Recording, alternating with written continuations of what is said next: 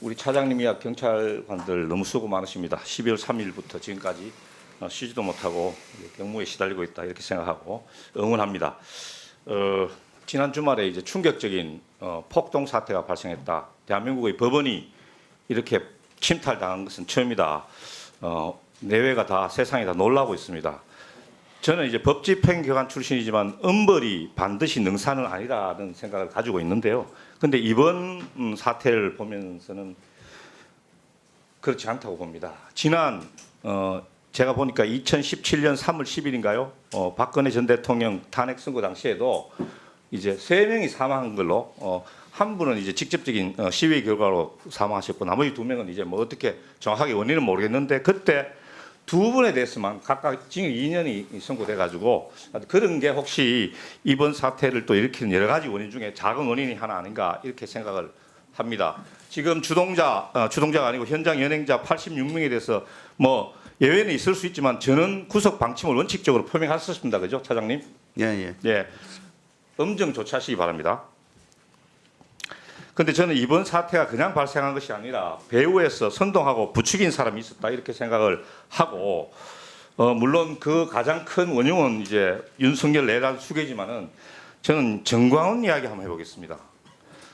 우리 차장님 기간 보고 이쪽에 교사 방조한 사람들도 끝까지 추적할 것이라는 문구가 있는데 이거 뭐 경찰의 뜻이라고 보면 되겠죠? 예. 수사 기능에서 철저하게 수사할 거로 알고 있습니다. 차장님, 국민 저항권이 헌법에 있습니까 없습니까? 국민 제가 저항권이 헌법 문구상은 본 적이 없죠? 없습니다. 이것이 또 헌법 위에 있을 수는 더더욱 없습니다. 그죠?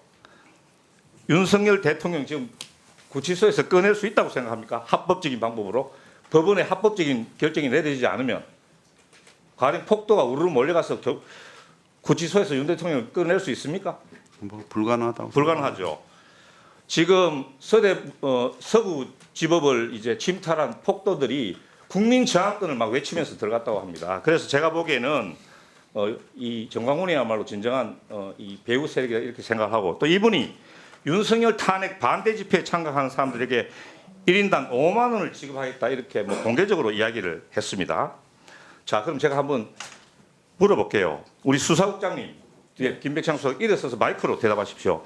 1월 14일 MBC 보도에 따르면 서울경찰청 공공범죄수사대에서 윤석열 대통령 탄핵을 촉구하는 단체 촛불행동 거기에 대해서 대대적인 압수수색을 실시했다 이런 보도가 나왔습니다. 2022년 8월부터 2024년 6월까지 촛불행동 후원자들의 이름, 연락처, 후원액, 자택, 직장에 대한 정보까지도 요구했다 이렇게 나와 있는데 대부분 어떻게 기본적으로 사실입니까? 압수수색은 한 것은 맞는 것으로 알고 있습니다. 이 수사국장 보고서에 맞잖아요. 네. 한 은행에서만 2,000명이 넘는 정보를 제공받았다 이렇게 이야기를 하고 압수수색 대상자들에 대해서 3개월간 또 이렇게 통지 유예까지도 신청했다 이렇게 했습니다. 어떻게 압수수색한 건 맞죠? 예, 압수수색한 촛불행동에 것은- 대해서 예, 맞는 것 촛불행동이 윤석열 대통령 탄핵 반대 집회를 주도한 단체 탄핵을 주도하는 집회 맞죠? 단체 맞죠? 네네. 보십시오. 차장님. 예. 촛불 행동의 이제까지 주최한 집회에서 뭐 큰 위법 사실이나 불법 사실이 있었습니까? 기억하시기에.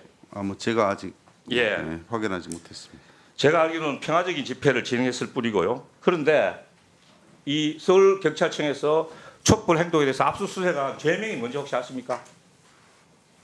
잘 모르겠습니다. 수사국장 기부금품법 맞죠?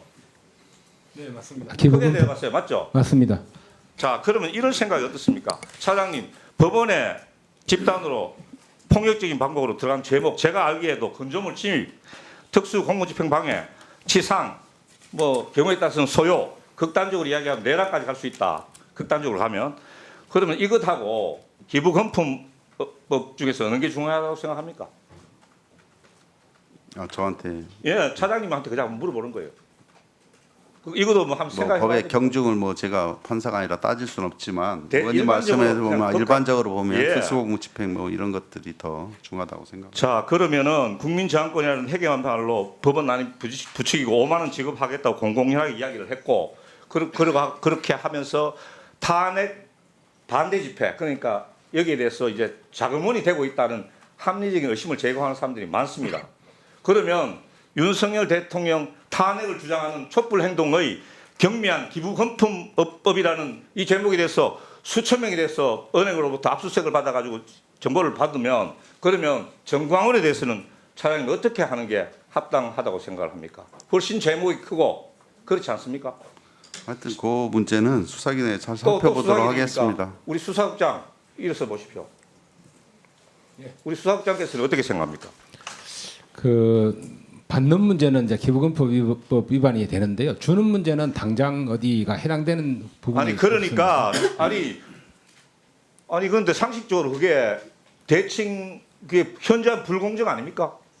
어쨌든 그 사건의 본질은 뭐냐 하면은 아니 탄핵 집회에서는 기부금품 받았다고 해가지고 수천 명에 대해서 그렇게 광범위하게 몇 년에 걸쳐 가지고 압수수색을 해놓고 지금 정광훈은 지금 그 폭동을 부추기고 하는 이러한 교사하고 하는 이런 은행을 일삼고 있는데도 그러고 또 돈 5만 원 주겠다 이렇게 이야기를 하고 있고 또 제가 알기로는 무슨 다른 당의 공천권 과정에서도 금품을 요구한 혐의가 있고 한 이런 사람인데 여기에 대해서는 그러면은 경찰이 언제까지나 검토하고 그러면 있어야 되는 겁니까? 지금 수십 명의 경찰관이 다치고 한 이 배후에 정광훈이 있다는 게 지금 국민들이 보통 상식 아닙니까? 저는 그렇게 생각하는데요. 수사 과정에서 살펴보겠습니다. 살펴볼 거죠? 네, 확실합니까? 네. 지금 저희들이 보기에는 이 단순한 가담자들의 행동하는 사람들이 중요한 것이 아니고 그 배후에서 선전선동을 하고 그런 사람들이 중요한 거예요.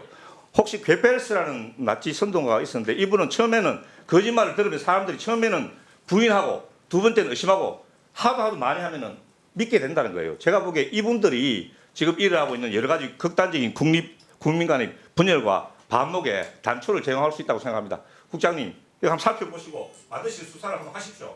네, 살펴보겠습니다. 알겠습니다. 네. 민정 차장님, 예. 지금 이제 계속 너무 이제 수사 기능에만 계속 이렇게 뭐 한번 어떻게 할 것이다라고 말씀하시는데 그 말에 일리는 있습니다. 제 발언 때문에 그 법상 문제가 될 걸 제가 생각을 해서 네. 어떤 생각을 가지고 계신다는 말로 들릴 수도 있는데 아무튼 가셔가지고 대한민국의 경찰의 명예를 생각하는 그런 조치를 취하시기 바랍니다. 그리고 앞으로 이러한 사태가 반복되지 않기 위해서는 이번에 한번 제대로 엄정 조치. 그런데 제 말은 네. 단순 가담자뿐만이 아니고 배후 세력까지 선전 선동 세력까지 이번에 한번 제대로 한번 엄정 조치해야 한다고 생각합니다. 알겠습니다.